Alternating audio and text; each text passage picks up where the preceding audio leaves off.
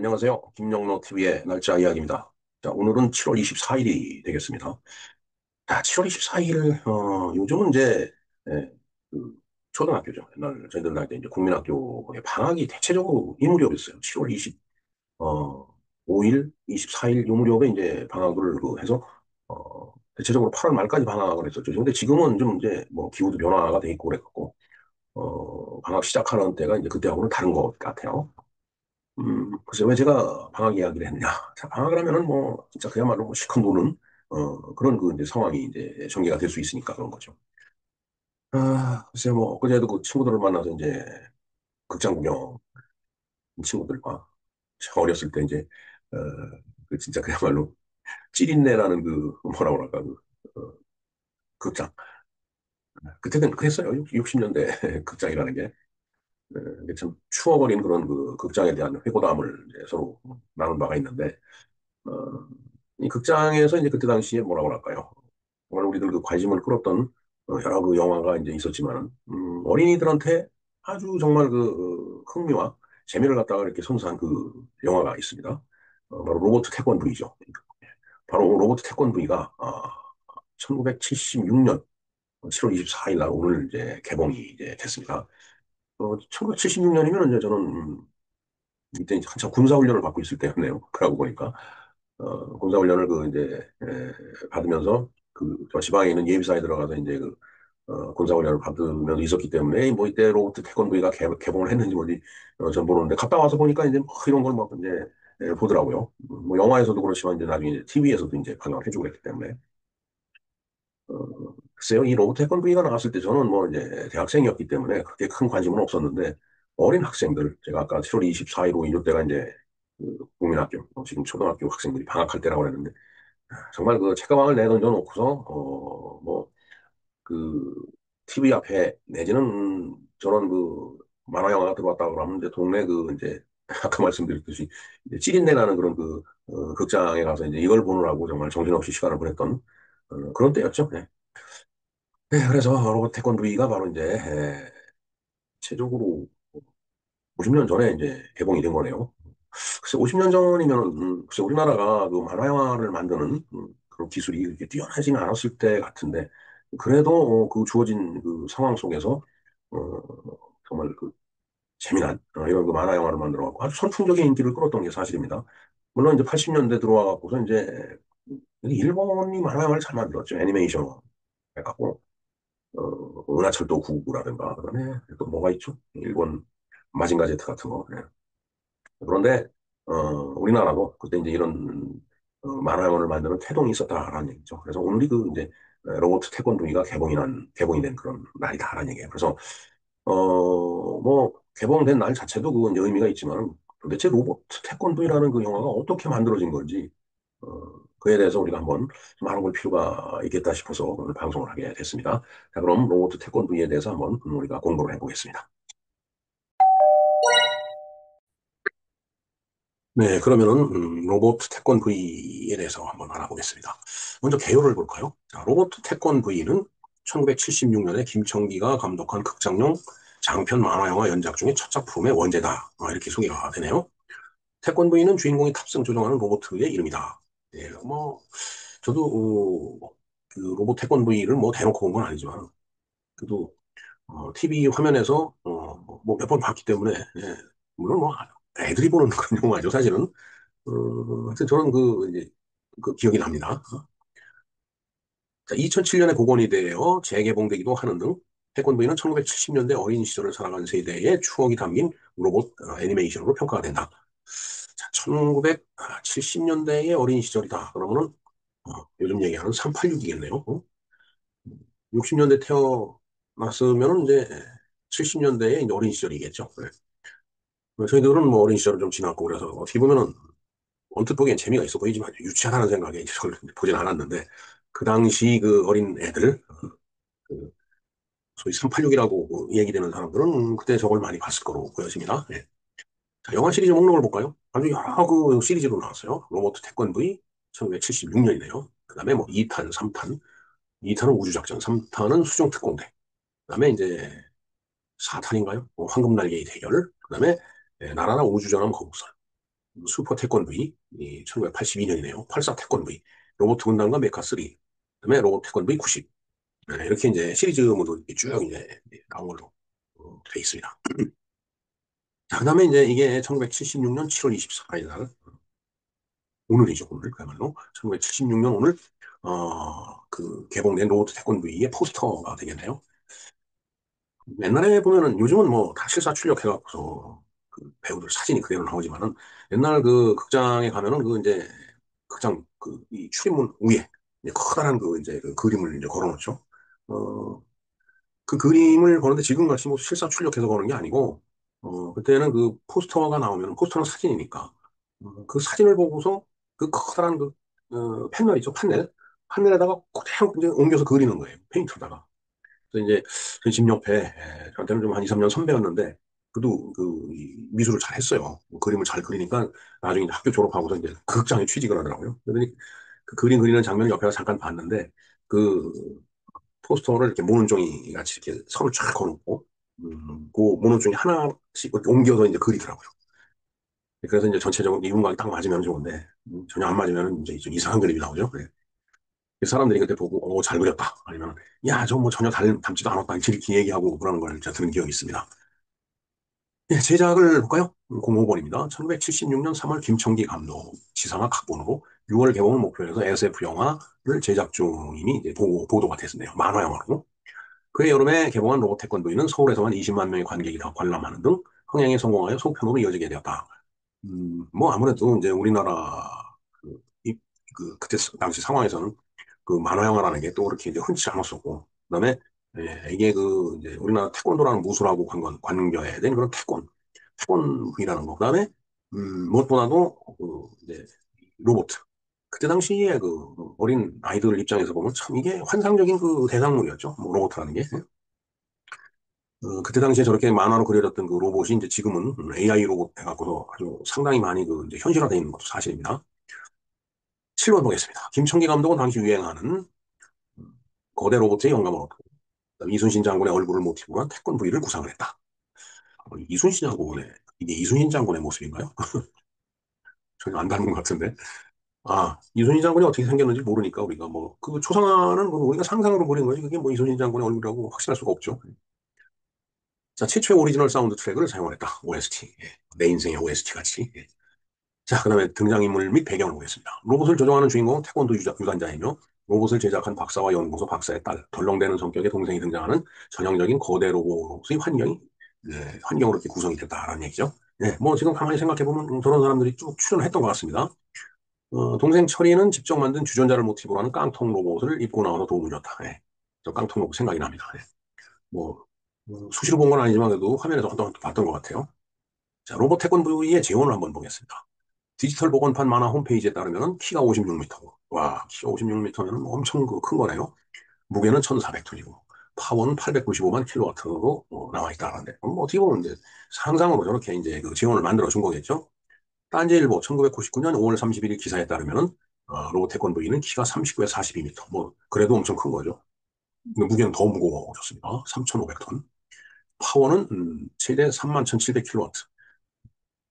이것이 디지털 복원판 영화 홈페이지하고 비교를 해보면은 키는 작아졌지만 무게는 뭐 2배 이상, 3배 가까이. 그다음에 어, 파워는 뭐 상당히 뭐 한 4배 가까이 그렇게 이제 커졌네요. 그러니까 이제 시간이 흐르면서 태권도의 그 어떤 규모나 뭐 파워 면에서 엄청 이제 현격한 차이를 보이고 있네요. 그다음에 조종사와 제비호. 조종사는 훈이와 영희로 이들은 제비호를 타고 태권브이의 머리 윗부분에 착륙하는 방식으로 태권브이에 타게 된다. 네, 저것도 기억이 납니다. 뭐 이렇게 싹 타고서 이제 머리가 착 열리면 들어가죠. 그래서 거기서 뭐 이제 로봇 태권브이를 이제 조정을 하는데 태권브이가 얻어맞으면은 조종하는 그 영희와 철이 훈이와 영희 같이 이제 얻어맞는 것 같은 그런 식으로 이제 영화 구성이 돼 있죠. 제비호는 태권브이가 움직이는 도중에 분리되어 비행하며 주변 상황을 조종사에게 전달하기도 하며 실질적인 태권브이 조종사는 흔히 한 명으로 볼 수 있다. 여기는 그냥 옆에 탔던 그 조종사인가 봅니다. 자, 혼연일체. 예, 혼연일체 이거. 혼연일체였죠.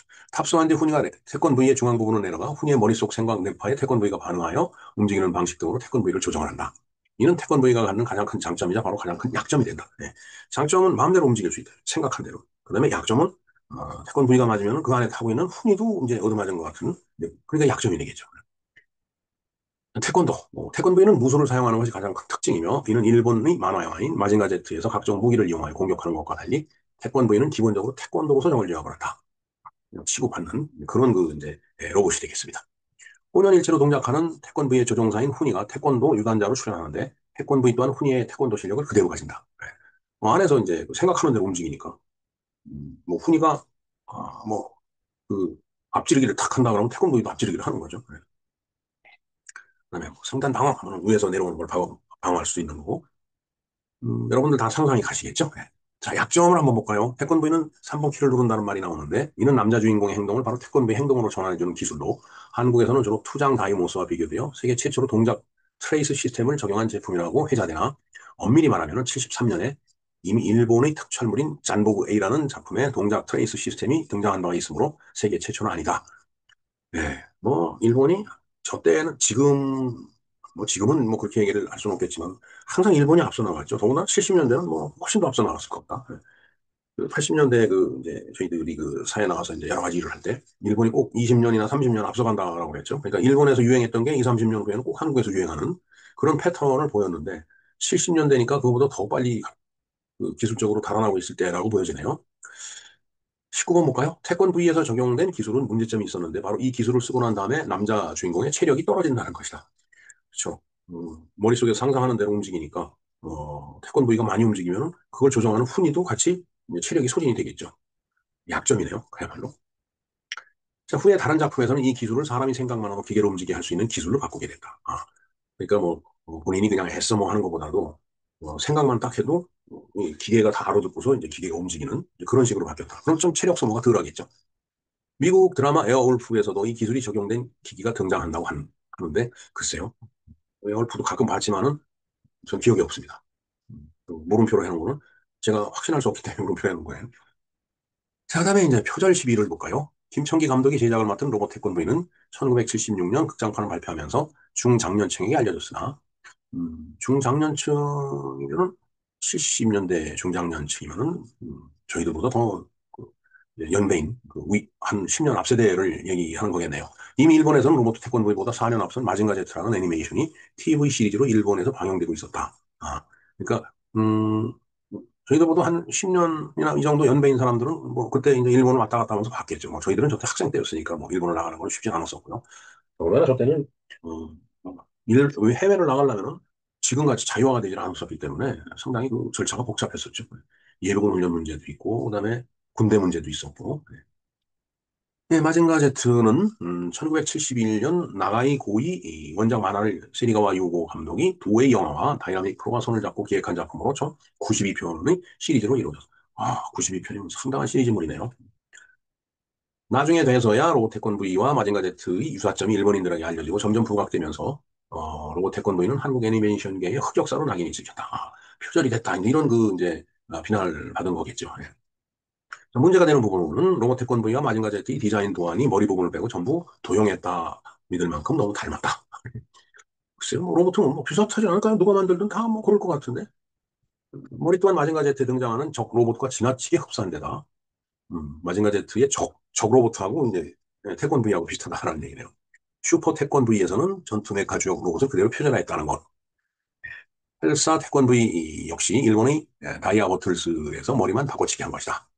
그리고 태권브이의 초안 제목은 마징가 태권이며 그레이트 마징가와 해당 작품이 악역이 색만 바꾼 디자인이었다. 그러니까 태권브이의 처음에 그 이제 제품이 마징가 태권이었네요. 초안이기 때문에 이제 확정된 건 아니었겠지만 그게 이제 나중에 로봇 태권브이로 바뀐 거죠. 근데 그 이전에는 초안에서는 마징가 태권이라고 했던 모양인가. 그럼 뭐 표절 시비가 뭐 날만 하겠네요. 그다음 그레이트 마징가와 해당 작품이 악역의 색만 바꾼 디자인이었다. 악역을 색깔만 바꾸고 개념이 비슷한 그런 그 로봇이었다라는 그런 얘기가 되겠습니다. 자, 태권브이 이 부활 프로젝트. 1999년에 우리나라의 어려워진 경제 여건 속에서 새로운 영웅을 그리워하던 그때 그 시절 사람들을 태권브이의 추억을 간직한 이들이 모여 태권브이 부활 프로젝트를 시작하고 이들이 꾸민 태권브이는 프로젝트가 시작된 지 8년여 만인 2007년에 부활을 했다. 1997년, 99년이라고 하는 것은 이제 그 우리나라의 그 IMF 외환위기 그때 당시를 그 지칭하는 거죠. 97년 12월에 이제 정식으로 IMF에 그 지원 금융 자금을 요청했기 때문에 98년, 99년 참 어려울 때죠. 예, 정말 어려웠었습니다, 진짜. 생각하기도 싫은 그 IMF 외환위기 정말 참 괴로웠던 때죠. 그러니까 이제 그런 괴로운 마음을 국민 많은 사람들이 갖고 있으니까 영웅이 필요했던 거예요. 뭐 제 기억에는 그때 그 박세리 선수가 그때 이제 US 오픈인가 거기서 우승을 했죠. 그 물에 빠지기 직전에 공을 갖다가 양말까지 벗고 들어가서 이제 쳐 올려갖고서 우승을 했는데 그때 태국 선수였는데 무슨 이름이 무슨 슈아퐁인가 뭐 그랬는데 하여튼 그 이겼죠. 마지막 그 홀컵에 집어넣은 것도 상당히 그 긴 거리 퍼팅이었어요. 그래서 야 저게 들어갈까 했는데 그게 들어가더라고요. 근데 현실에서도 해보면은 그 가끔 들어가는 게 있습니다, 진짜. 엄청 그 긴 거리인데도 불구하고 무슨 그 진짜 뭐 신이 들렸는지 이게 아주 음, 딱 퍼팅을 했을 때 그 감각이 있어요. 아주 이게 똑바로 가고 있구나. 홀을 향해서 가고 있구나 이런 느낌. 그러면서 그게 빨려 들어가듯이 쫙 들어가는 정말 기분 좋죠. 예.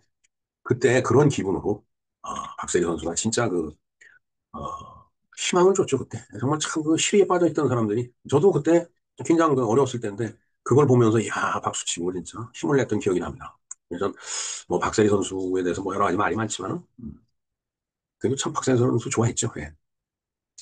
자, 재개봉을 한번 볼까요? 1976년 첫 작품은 1981년 미국 수출 진행 중에 원판 필름을 발송하였고, 그 과정에서 그 필름이 유실이 됐다. 참. 뭐, 필름이 유실되면 이제 엉망이죠. 복사해 놓은 게 있기 전에는.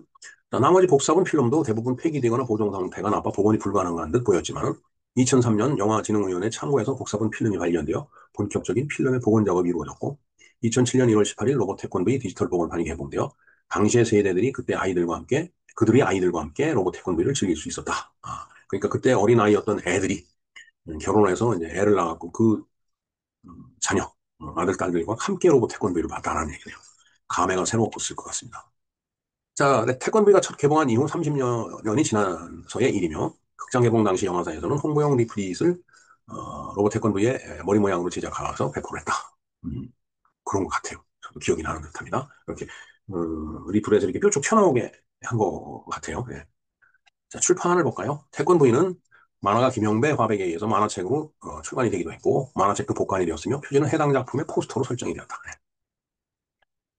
자, 우리나라의 최초의 만화 영화. 그래서 저는 이 만화 영화를 어려서 참 본 기억이 있습니다. 근데 그때 뭐 무술 영화였어요. 무술 영화인데 그때 사람들이 이게 일본 만화 영화다 뭐 이런 얘기를 했던 걸로 같았어요. 어른들이. 그래서 제가 그 AI 챗GPT에다 물어보니까 약간 제 기억이 그 이제 맞지가 않더라고요. 지금 지금 이 우리나라 최초 만화 영화 이거로서 챗GPT의 도움을 받아갖고서 제가 확인한 사항입니다. 29번 볼까요? 홍길동, 1967년 한국 최초의 장편 애니메이션. 3기회 해방 3년사. 이 해방 3년사는 이건 다큐멘터리물이겠죠. 1948년 다큐 내 애니메이션이 삽입됐고, 그 다음에 간호순이. 간호순이는 이제 국군 교육용으로 1956년에 나온 거죠. 사실 그렇게 보면은 1967년에 홍길동이 최초의 애니메이션이다라고 보여지는데, 정말 저는 제가 저 홍길동을 본 건지 홍길동을 봤는데 그때는 뭐 TV가 아니라 영화관에서 본 거죠. 어른들이 그걸 어, 일본 애니메이션, 일본 만화 영화를 갖다가 이렇게 한국말을 더빙해갖고서 그 방영하는 거다. 전 그렇게 이해를 했어요. 근데 챗GPT하고 얘기를 하다 보니까 또 그게 딱 안 맞더라고요. 제 기억하고. 음, 하여튼 무술 영화였던 걸로 봐서는 뭐 홍길동도 뭐 아무래도 그런 내용일 테니까 뭐 맨손으로 싸우진 않았겠죠. 30번 보겠습니다. 1960년대 우리나라에서 상영된 일본 만화 영화. 근데 일본에서 이제 직접 수입된 만화 영화죠. 그러니까 우리나라가 일본 문화 개방한 게 80년대니까 1960년대에도 이제 저런 소소하게 만화 영화 같은 건 들어왔던 것 같습니다. 소년 사무라이, 백마동자네요. 백마. 샤쿠바 도지. 일본말로 읽으면 샤쿠바 도지일 것 같은데 1960년대 초반 실사 플러스 애니 요소가 포함이 돼 있다. 아니면 혹시 제가 저걸 본 건지도 모르겠습니다. 국민학교 다닐 때 본 것 같으니까. 그다음에 이제 철환 아톰, 음, 대쯔완이죠. 대쯔완, 아토무. 아톰을 아토무라고 말하죠. 일본 사람들은. 1960년대 중후반 TV 방송. 근데 제가 뭐 그때는 TV가 없었으니까 집에 영화관에서 본 걸로 봐서는 그 소년 사무라이가 제 기억에 있는 거하고 비슷한 것 같기도 합니다. 그게 지금 29번 홍길동하고 고사에서 왔다 갔다 해요. 이 소년 사무라이는 실사 플러스 애니 요소가 포함되어 있다라고 하니까 처음부터 끝까지 다 애니메이션은 아니었다라는 얘기죠. 음, 네, 그런 것까지 지금 기억에 남아있지는 않습니다.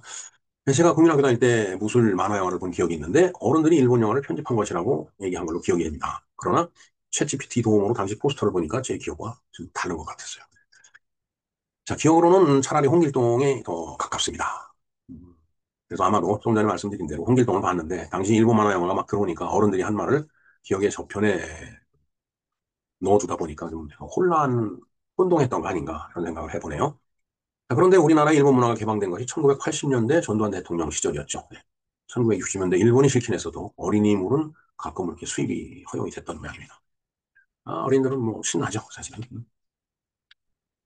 예, 이렇게 로고 태권도에 대해서 한번 알아봤습니다. 자, 그리고 오늘은 1907년에 일본과 한일 신협약, 정미 7조약이라고 하는데 이걸 체결한 날입니다. 이게 이 한일 신협약, 정미 7조약이 굉장히 큰 의미를 갖고 있습니다.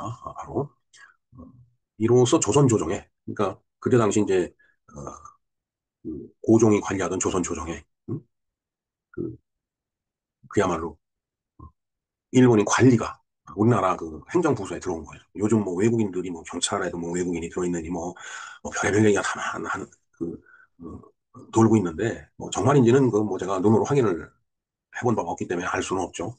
그러나 만일 그게 사실이라면은 역사가 반복된다는 말이 맞구나 하는 생각이 드는 거죠. 네. 자, 일청전쟁, 청일전쟁이죠. 중국과 일본군이 조선 땅에 들어와서 전쟁을 하고 하나씩 둘씩 뺏겼죠. 모든 걸. 을사조약이 청일전쟁, 일청전쟁이 1895년입니다. 근데 딱 10년 뒤에 이제 을사조약이 체결이 되죠. 1905년. 외교권을 그때 넘겨줬어요. 그다음에 정리 7조약이 행정부의 조선 조정에 그 일본 사람들이 들어와서 관리로 일을 했다라고 하니까 그때 행정권이 넘어간 겁니다. 1907년에. 그리고 기후각서가 1909년이죠. 얼마 전에 방송을 해드린 그 기후각서.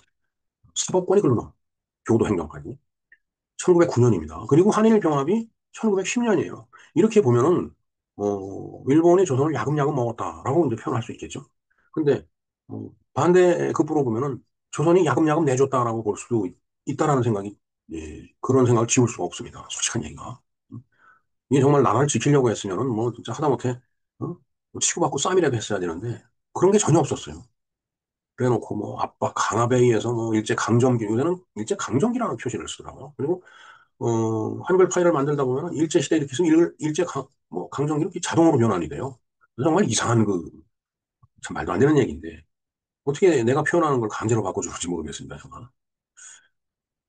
네, 하여튼, 그, 1907년 오늘 한일 신협약 정미 7조약이 체결된 날인데, 뭐 저렇게 공공행정에 이제 외세가 들어오게 된 날이 바로 오늘이 되겠습니다. 1907년에. 지금은 어떤지 좀 살펴볼 필요가 있겠죠? 네, 정미칠조약은 제가 방송번호 509번으로 2023년 7월 24일 날 방송을 해드린 적이 있습니다. 법 제정. 요즘 행정부에서 법을 제정하잖아요. 물론 뭐 이제 입법부에서도 하지만, 그 다음에 관리를 임명하고, 그 다음에 행정권, 그 관리가 휘두를 수 있는 그 행정적인 권한, 이런 걸 다 일본에다 위임한 거예요.